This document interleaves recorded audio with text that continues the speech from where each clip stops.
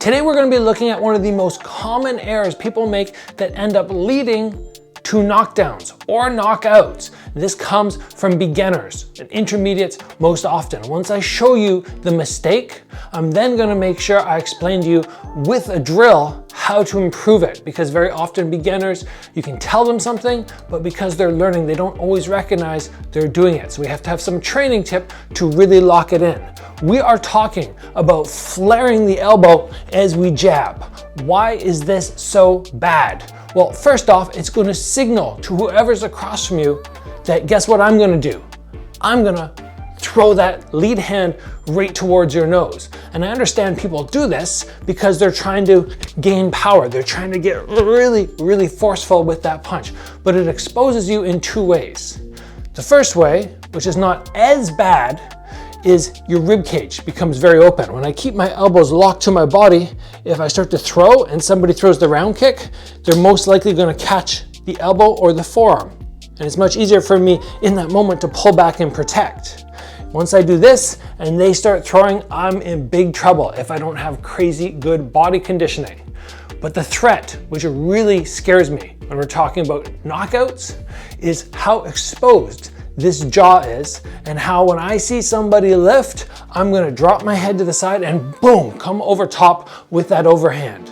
Because most of the time, if you can time the jab and catch them on extension right here, they have nothing to protect them. It's so darn dangerous. So we wanna make sure those elbows stay in. But like I said at the beginning of the episode, this is difficult for some people because they just go, oh, okay, I think I'm doing it, but they don't recognize that that's happening.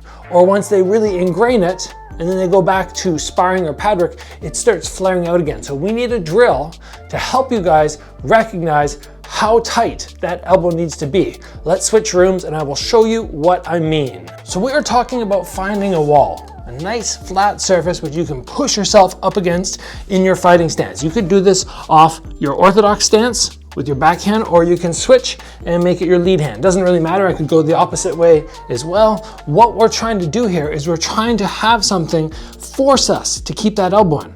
I cannot lift my elbow if I suck myself right to the wall. Now from here I can practice extending and pulling right back. In addition, I can make sure I combo up. I could do something like cross jab upper and make sure that I'm really dialing in that tight elbow. Being against the wall is gonna help you improve that. It's gonna lock it into your brain. You could just stand here and just punch repeatedly and just ingrain that motion of having that elbow snug, and it's gonna help you so much. I would really suggest you guys find a wall and drill that. Drill it over and over and over if this is something you've been struggling with. If you find that whenever you throw your jab, you're getting caught with the overhand and you didn't understand why, hopefully now you know. And you can make that correction and now keep your elbow tight and snap it out and get it back, and you will start landing it and not being countered. That's all from me today, guys. I hope you enjoyed this little tip. I hope it helps keep everybody safe out there when you're sparring.